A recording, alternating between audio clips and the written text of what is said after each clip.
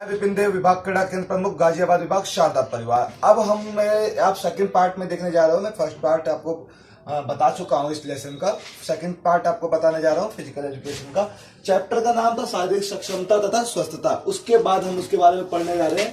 जैसे मैंने 3 टॉपिक्स की आपके सामने चर्चा करी थी। शारीरिक सक्षमता के अंग अथवा आधार, कंपोनेंट्स ऑफ फिजिकल फिटनेस के। देखिए, शरीर रचना संबंधी सक्षमता क्या होती है, एटमेटिकल फिटनेस। देखिए क्या होता है इसके अंदर, क्या है, शरीर विज्ञान संबंधी सक्षमता मैंने आपको बताया था, मनोवैज्ञानिक सक्षमता, तीनों चीजें मैंने आपको बताई थी। हम मनोवैज्ञानिक रूप से किस तरीके से मजबूत होते हैं, हमारी तर्क शक्ति मजबूत होनी चाहिए किसी भी कार्य को करने के लिए। हम आगे देखते हैं शारीरिक सक्षमता के अंग और आधार किस तरीके से काम करते हैं। तो देखिए, इसमें जो तीन अंग होते हैं, तीनों अंग को हमने अलग अलग तरीके से डिवाइड किया हुआ है। मनोवैज्ञानिक सक्षमता मैंने आपको समझाया था, शरीर रचनात्मक संबंधी हमारे रचनात्मक दृष्टि से किस तरीके से हमारे हाथ पैर का, हमारी आंखों का, हमारे शरीर का किस तरीके से विकास होता है, यह हम इसके माध्यम से जानते हैं। तो हम समझ सकते हैं कि रचनात्मक दृष्टि से हमारे शरीर की बात हो रही है। हमारे शरीर की जो रचनात्मक दृष्टि है वो किस तरीके से बदलाव में आएगी, हमारी हाइट किस तरीके से बढ़ती है,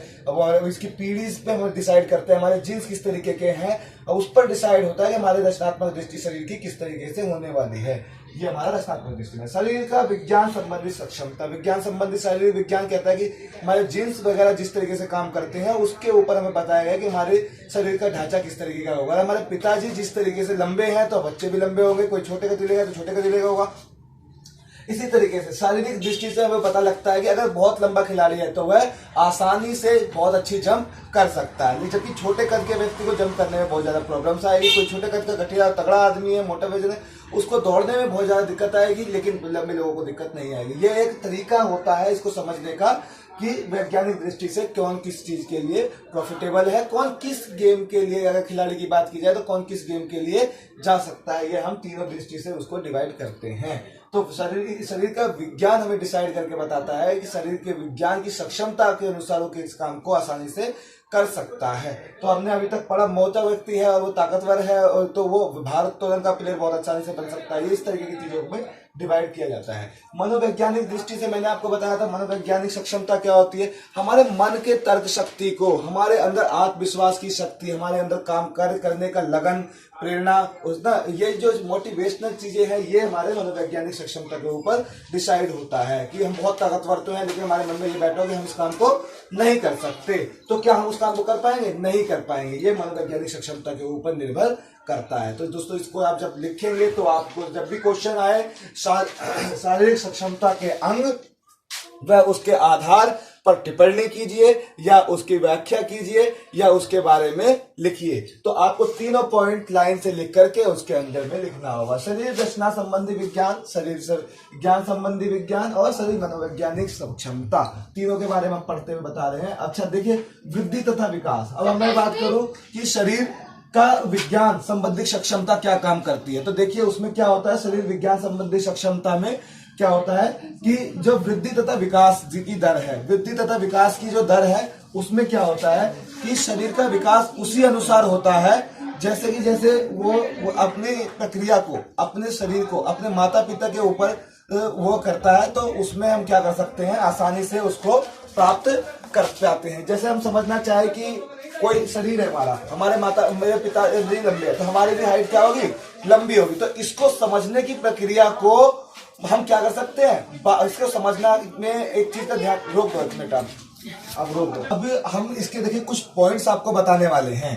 शरीर विज्ञान संबंधी सक्षमता, विज्ञान के अनुसार शरीर किस तरीके से विकास करता है। देखिए, वृद्धि तथा विकास, शरीर की वृद्धि किस तरीके से होती है। अगर आपके पिताजी लंबे हैं तो जो जीन्स के ऊपर निर्भर करता है कि आप भी फिर लंबे होंगे ही होंगे। किसी के बच्चे की नाक आप देखते लंबे होते हैं, अगर उसके माँ या बाप में से किसी की नाक लंबी, तो बच्चे की नाक लंबी ज्यादातर देखने को मिलती है। वो उनके कलर्स भी पिता के जीन्स के ऊपर डिसाइड होते हैं। उनके अंदर शारीरिक क्षमता जो है वो भी उनके माता पिता के अनुसार ही डिसाइडेड होती है। कुछ चीजें शरीर के अंदर मिलती हैं, जैसे कि मैं अगर बात करूं आपसे कि शुगर्स है, ऐसी शुगर है, बीमारी है, या शारीरिक क्षमता है, या कुछ ऐसी हाइट्स है, तो ये सारे बच्चे अपने जीन्स, माता पिता के जीन्स के थ्रू ही शरीर के अंदर लेकर के आते हैं। हमने पढ़ा वृद्धि तथा विकास के बारे में। मैं दूसरे पॉइंट के बारे में चर्चा करता हूँ, शक्ति। किसी भी कार्य को करने की शक्ति, आप जितना ज्यादा अभ्यास करते हैं, ये जितनी ज्यादा सक्षमता आपके अंदर तभी निर्भर करती है जब आप निरंतर अभ्यास करते हैं। किसी चीज को लगातार करने से आपकी शक्ति के अंदर में वृद्धि होती जाती है। जब आप किसी कार्य को शक्ति के साथ करते हैं तो शक्ति आपका विकास करती है, विकास के रूप में आप किसी कार्य को आसानी से प्राप्त कर पाते हैं। ये आपको पॉइंट्स में लिखना है, वृद्धि तथा विकास के ऊपर, फिर शक्ति के ऊपर। तो ये जो पॉइंट्स है आपको ध्यान में आना चाहिए। शक्ति अगर होगी तो आपको किसी भी कार्य को करने में आसानी से मन लगेगा। शक्ति के बहुत सारे प्रकार हैं, आप समझ रहे हैं किस तरीके से हम शक्ति को विकास कर सकते हैं। जैसे जैसे शक्ति हमारे अंदर विकसित होती जाती है, हम नए नए कार्य को आसानी से करने में सक्षम हो पाते हैं। इसके ऊपर आपको 8 से 10 लाइन लिखनी होगी।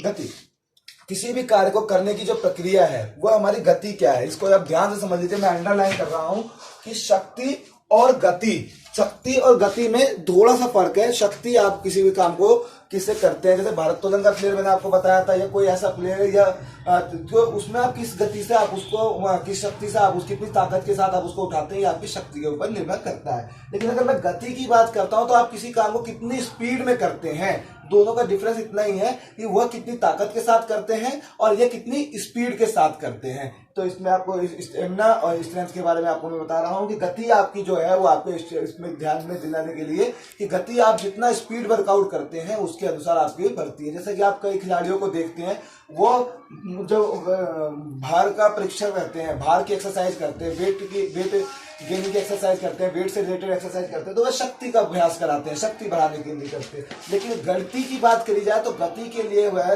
जॉगिंग या वॉकिंग या तेज स्पीड में स्टेमिना बढ़ाने के लिए ऐसी एक्सरसाइज करते हैं जिससे जो कि गति के अंदर विकास होता है।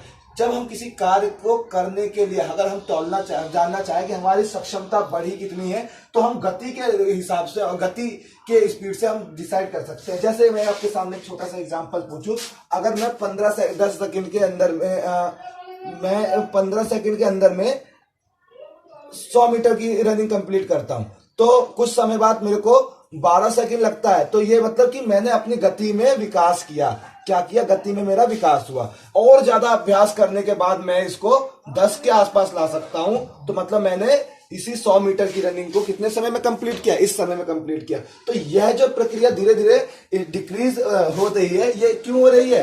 क्योंकि हम गति में अपना निरंतर अभ्यास करते जा रहे हैं। तो यह आपको समझना होगा। जब आप इसको आसानी से समझ जाएंगे तो आपको ये होता जाएगा कि आपको किस तरीके से इस काम को करना है। तो देखिए दोस्तों, ये गति और शक्ति में आपको थोड़ा सा फर्क है। आप इस चीज को आसानी से समझ सकते हैं, दोनों का अलग हो सकता है। इसको आपको किस तरीके से खिलाड़ियों के अंदर ये बदलाव देख सकते हैं, इसके बारे में आपको लिखना है। कौशल, देखिए गति और शक्ति दोनों अलग अलग चीजें हैं, लेकिन एक चीज है कौशल। कौशल को समझिए। कौशल क्या होता है?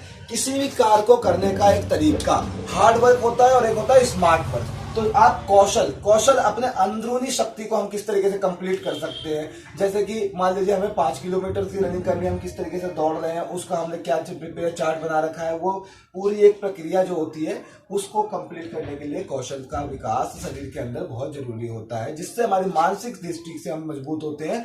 जब मानसिक दृष्टि से मजबूत होते हैं तो उसका कौशल विकास हमारा कहलाता है। हमारे किसी भी समझ को किसी भी तरीके से हम जब किसी रीडिंग कर रहे हैं या कुछ भी ऐसे काम को ध्यान दे रहे हैं, ऑफिस वर्कआउट कर रहे हैं, तो उन्हें हम तभी समझ पाते हैं जब हमें शारीरिक रूप से हमारी सक्षमता मजबूत होती है। तो हमारे कौशल का विकास भी उतना ही लाभदायक है जितना कि शक्ति और गति। कि अगर हमारे अंदर शक्ति है और हमारे अंदर गति है, लेकिन हमें काम करने का तरीका नहीं पता, तो क्या हमारा कौशल विकास होगा? तो हम क्या ढंग से काम कर पाएंगे? नहीं।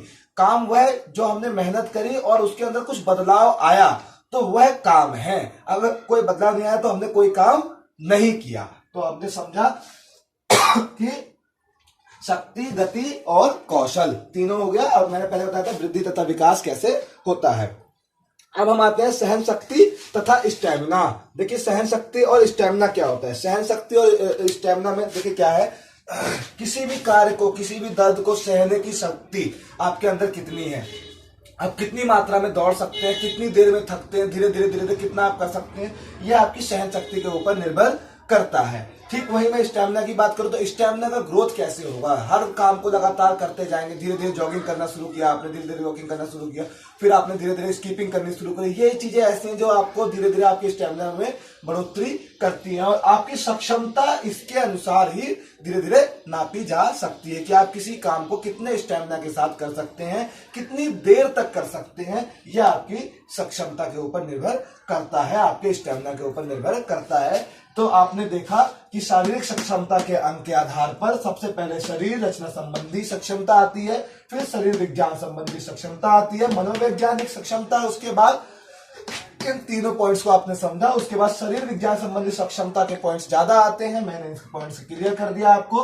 वृद्धि तथा विकास, वृद्धि तथा विकास कैसे होता है, आपके जीन्स के ऊपर निर्भर करता है, ये आपको एक पॉइंट्स के तरह से लिख सकते हैं। शक्ति आपको समझ में आ गई, शक्ति क्या होती है, और गति स्पीड आप किस तरीके से बढ़ा सकते हैं। कौशल आपके समझ में आ रहा है कि कौशल किसी काम को करने का क्या पूर्ण तरीका हो सकता है जो हम आसानी से उस काम को कर सकें, स्मार्ट वर्क जिसे कह सकते हैं कर सके। सहन शक्ति अथवा स्टैमिना, सहन शक्ति हम किस तरीके से बढ़ा सकते हैं, अपनी सहनशीलता को, अपनी शरीर शक्ति को बढ़ाने के लिए हमें समझना होगा कि सहन शक्ति क्या होती है। सहन शक्ति क्या है, हमें किसी भी काम को देर तक करने की, किसी दर्द को देर तक सहने की शक्ति, या किसी काम को आसानी से कर सकने पाने के लिए हमें समझना होता है। स्टेमिना जो हमने बताया कि स्टेमिना क्या है, तो स्टेमिना देखिए हमारे काम, हम किसी काम को लगातार निरंतर मन लगा करके कितनी समय तक कर पाते हैं, वह हमारे स्टेमिना के ऊपर निर्भर करता है। अब आपको समझ में आ गए चारों पॉइंट। मैं आगे पढ़ने जा रहा हूं आपको पांचवा पॉइंट, थोड़ा सा आप ध्यान से समझेंगे। पांचवें पॉइंट में क्या है, शारीरिक सक्षमता तथा स्वस्थता को प्रभावित करने वाले कारण। शारीरिक सक्षमता तथा स्वस्थता को प्रभावित करने वाले कारण, ऐसे कौन से कारण है जिसकी वजह से हमारी सक्षमता प्रभावित होती है, कहा ना, इसको नुकसानदायक भी हो सकती है, तो हम उसके बारे में पढ़ सकते हैं। प्रत्येक कारण क्या होते हैं, कुछ ऐसी बीमारियां जो हमारे जीन्स के थ्रू हमें मिल जाती है, या कोई ऐसी प्रॉब्लम्स जो हमें देखने को मिलती है। तो इन प्रॉब्लम्स को हमें समझने के लिए क्या करना पड़ता है, ऐसी समस्याओं का सामना करना पड़ता है। जब हमें ऐसी समस्याओं का सामना करना पड़ता है तो हम समझ सकते हैं कि किस तरीके के लक्षण हमारे सामने होते हैं, जो जिनसे निर्भर, उसके जिन पर निर्भर जब हम करते हैं कि कोई भी समस्या जो शरीर के प्रत्येक कारण के अनुसार हमें मिली है, शुगर मिलती है, हमें हेरिडिटीज की प्रॉब्लम मिलती है, आसपास की जो भी हमें प्रॉब्लम्स हो रही हैं, या कोई भी ऐसी बीमारी है जिसकी वजह से हम ज्यादा अच्छे तरीके से सक्षमता अपनी निर्भर नहीं कर सकते, या हम बहुत ज्यादा सक्षम है लेकिन हमें कोई तरीके की बीमारी हो गई, तो हमारी धीरे धीरे सक्षमता क्या होगी, वो डाउन लेवल पे चली जाएगी। तो आप समझिए पहला कारण जो होता है वो हमारी सक्षमता के ऊपर डिसाइड करता है। कई बार क्या होता है, नशे का सेवन आ जाता है, नशे के सेवन की वजह से हमारे प्रत्येक कारण जो होते हैं वो हाई लेवल पे आ जाते हैं, जिसकी वजह से हमें नुकसान का सामना करना पड़ता है। जो आप समझ में आ गया होगा कि आपको प्रत्येक कारण क्या होता है, प्रत्येक कारण को समझने के लिए आपको किस तरीके से इसे एक्टिव रहना पड़ता है। तो अब हम करते हैं वातावरण। वातावरण क्या है, इन्वायरमेंट देखिए, इन्वायरमेंट वातावरण किसे कहते हैं, वातावरण, हम किस तरीके के वातावरण में रहते हैं, आप इसको समझने का प्रयास कीजिए कि वातावरण क्या है। वातावरण में हम किस वातावरण में एक्सरसाइज कर रहे हैं, किस तरीके के वहां पे रह रहे हैं। अगर वहां पे बहुत ज्यादा प्रदूषण है और आप वहां एक्सरसाइज कर रहे हैं तो आपको पूर्ण मात्रा में ऑक्सीजन नहीं मिल रही, मतलब आपका शरीर उतना अच्छा साथ नहीं दे पा रहा है जितने आपको ऑक्सीजन की आवश्यकता थी, जिससे आपको फेफड़े में, लंग्स में भी प्रॉब्लम्स आ सकती है। तो इसके लिए आपको अच्छे वातावरण का निवास, अच्छे वातावरण में जाकर के आपको एक्सरसाइज करनी चाहिए, अच्छे वातावरण में आपको निवास रखना चाहिए, आसपास की व्यवस्था स्वच्छता के साथ आप उस काम को कर सके, ताकि आप जो भी करें वह आपके शरीर के लिए लाभदायक हो। तो आपको पहला पॉइंट लिखना है प्रत्येक कारण आपको समझ में आ गया। दूसरा कारण आपको मैंने बताया वातावरण क्या होता है आपको समझ में आ गया। तीसरा उचित आहार, देखिए प्रॉपर डाइट। अगर आपकी डाइट बहुत अच्छी है तो आप जितनी भी एक्सरसाइज करते हैं वो आपके शरीर के लिए लाभदायक है, लेकिन आप अगर अधिक मात्रा में एक्सरसाइज करते हैं और आप अधिक मात्रा में एक्सरसाइज के साथ अगर आप कुछ भी नहीं करते, डाइट में कुछ नहीं लेते, तो आपके लिए, शरीर के लिए वह फिर नुकसानदायक हो सकती है। तो डाइट का प्रॉपर बहुत अच्छा रोल होता है। आपको समझ में आ रहा होगा कि जो मैं यहाँ बता रहा हूँ, ये डाइट देखिए यहाँ पर है, प्रॉपर डाइट, उचित आहार। आहार में आप अच्छे आहार के लिए आप दूध ले सकते हैं, दूध के साथ साथ आप सोयाबीन वगैरह ले सकते हैं, अच्छी हरी सब्जियां ले सकते हैं। तो जिस तरीके की आपकी सक्षमता दर बढ़नी है उस तरीके की आप डाइट इसमें लेते जाए, आपको बहुत अच्छा माना जाएगा। ठीक है। अभी आपने पढ़ा कि उचित आहार के बाद हम आते हैं नियमित व्यायाम। अब आपने सोचा कि एक दिन मैंने लगातार बहुत सारा व्यायाम कर लिया और दूसरे दिन मैं कम कर लूं, तो ये हमारी सक्षमता दर को वृद्धि नहीं पहुंचाएगा। नियमित व्यायाम चाहे आप थोड़ा करें थोड़ा करें थोड़ा करें, लेकिन आपको लगातार करने से भी वृद्धि होगी। आपने सोचा एक दिन में बहुत ज्यादा कर लेता हूं, बाकी दिन आराम कर लूंगा या आराम सो जाऊं, तो उससे नहीं हो सकता। तो आपको इन पॉइंट्स के ऊपर लिखना है। ये पॉइंट्स आपको डालते ही, पॉइंट्स में लिखते ही आपको नंबर आ जाएंगे। आप जब ये पॉइंट्स लिखेंगे, प्रत्येक कारण, वातावरण, उचित आहार, नियमित व्यायाम, ये ऐसे पॉइंट्स हैं जो आपको ध्यान में आ जाएंगे सुनते ही, और मेरी बातों सुनेंगे तो आपको लिखने में आसानी होगी।